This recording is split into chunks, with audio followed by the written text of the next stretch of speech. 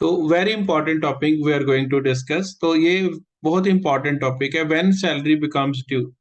Salary किसी भी date पर ड्यू हो, बेसिकली दो हैं सैलरी ड्यू होने के। Salary due on first day of next month, salary due on last day of same month. दो केसेस होते हैं सैलरी ड्यू होने के, लेकिन दोनों में बड़ा इंपॉर्टेंट फैक्टर है कि previous year remains the same.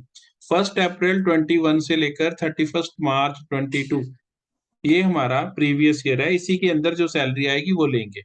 पहले हम समझते हैं salary due on last day of same month क्या है। मार्च 21 की salary will be due on 31 March 21।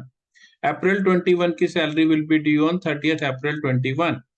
फरवरी की सैलरी फरवरी 28 को ड्यू हो जाएगी।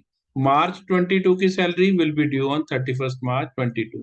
मैंने डेलिबरेटली 4 ये मंथ लिखे हैं। इन 4 मंथ्स में से एक मंथ मेरे प्रीवियस ईयर में नहीं आता, एंड दैट इज 31 मार्च 21। मार्च 21 की salary will be due on 31 मार्च 2021। तो 21 की सैलरी ये हमारे प्रीवियस ईयर में नहीं आएगी, क्योंकि हमारा previous year begins from 1 April 21। This salary is due on 31 March 21। Salary due on first day of next month, March 21 की salary will be due on 1 April 21। April 21 की salary will be due on 1 May 21। March 22 की salary will be due on 1 April 22। तो ऐसे salary due हो गई, लेकिन इसमें से भी एक सैलरी नहीं आएगी, दैट इज 1 अप्रैल 22 को जो सैलरी ड्यू है, क्योंकि my previous year ends on 31 मार्च 22। तो दोनों में फर्क आएगा सैलरी में। अब मुझे कैसे पता लगेगा कौन सा केस लगाना है? क्वेश्चन को केयरफुली स्टडी करना है। ऊपर या सबसे टॉप पर या सबसे लास्ट में एक लाइन जरूर लिखी होती है कि सैलरी ड्यू ऑन फर्स्ट या सैलरी ड्यू ऑन लास्ट। अगर लिखी है तो उसी के अकॉर्डिंगली करना है।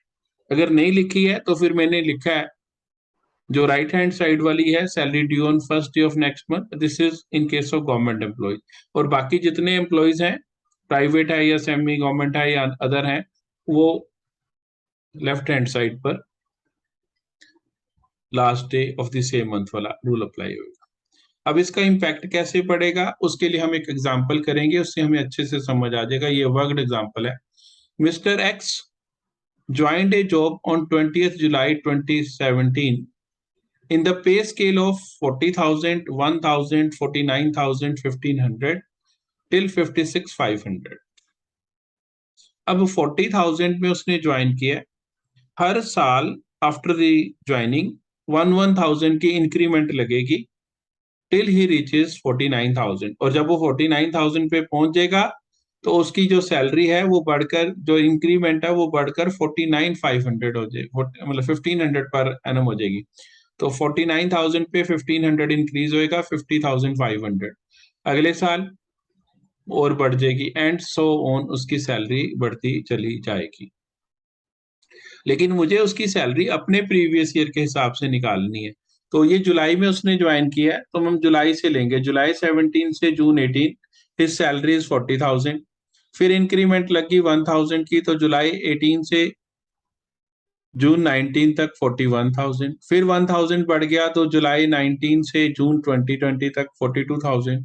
जुलाई 20 से जून 21 तक 43,000 एंड जुलाई 21 से जून 22 तक 44,000। सारे नहीं बढ़ा देने कि सारे बढ़ा दो, नो, सारे इसलिए नहीं बढ़े, उसका रीजन है सारे ना बढ़ने का।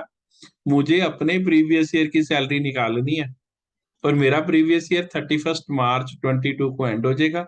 मुझे देखना है कि जून 22 आ गया तो मार्च कवर होना चाहिए। मार्च 22 कवर्ड है, अगर फरवरी तक गया तो एक और आगे लगाना पड़ना था, लेकिन अभी ये जून 22 तक पहुंच गया तो मार्च 22 इज कवर्ड। मैं अपना मार्च 22 सेफ साइड पे आ गया हूँ।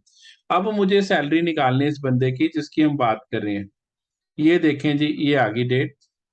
हमारा प्रीवियस ईयर अप्रैल 21 से शुरू होएगा। अप्रैल 21 से लेकर जून 21 तक ही विल बी रिसीविंग 43,000। ये हमने इधर भी लिखा है, he is receiving 43,000। अप्रैल मई जून 3 महीने he will be receiving 43,000 and from July his salary will increase to 44,000।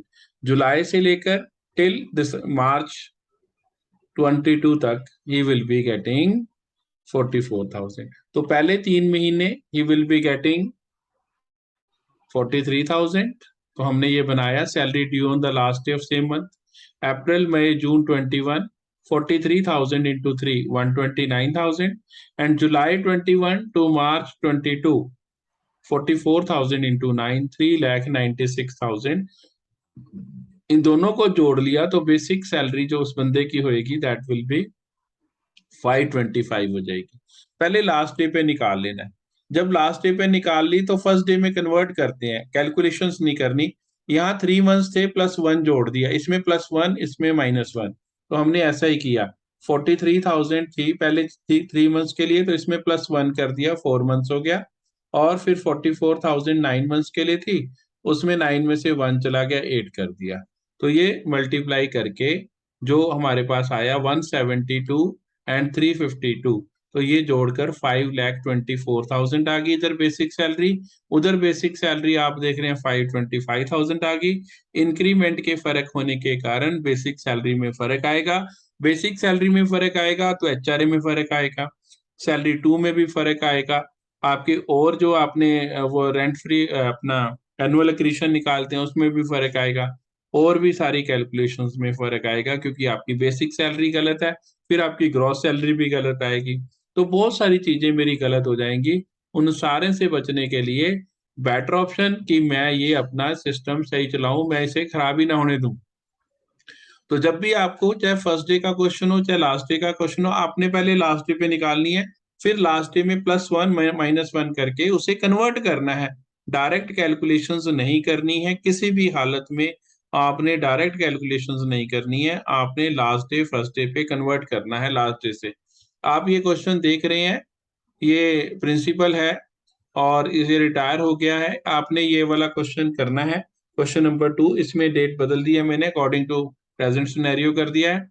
और ये आपने कैलकुलेशंस करके मुझे बतानी है कि लास्ट डे पे कितनी सैलरी बनेगी, फर्स्ट डे पे कितनी सैलरी बनेगी। Do it fast.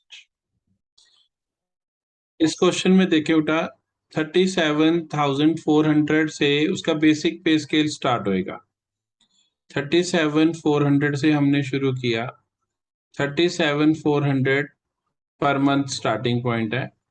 सितंबर 17 को उसने ज्वाइन किया है, डेट लिखी है 1 सितंबर से, तो सितंबर 17 से अगस्त 18 तक इट विल बी 37,400। 1,200 की इंक्रीमेंट होगी तो सितंबर 18 से अगस्त 19 तक हिज सैलरी विल बी 38,600। 1,200 फिर ऐड कर दिया सितंबर 19 से अगस्त 20 तक, फिर सितंबर 20 से अगस्त 21 तक 41,000 हो गई, प्लस 1,200 की फिर इंक्रीमेंट सितंबर से अगस्त 22 तक। अब मुझे अपने प्रीवियस ईयर के हिसाब से निकालना है, तो अप्रैल 21 से लेकर अगस्त 21 तक हिज सैलरी इज 41,000। तो अप्रैल मई जून जुलाई अगस्त 5 मंथ्स, लास्ट डे पे पहले निकालना है 41,000 इंटू 5, और उसके बाद सैलरी बढ़ गई 42,200 हो गई। Then it will be 42,200 into 7। इसका मतलब हुआ अप्रैल 21 से अगस्त 21 तक he will be receiving this much, and from September 21 to March 22 he will be receiving this much.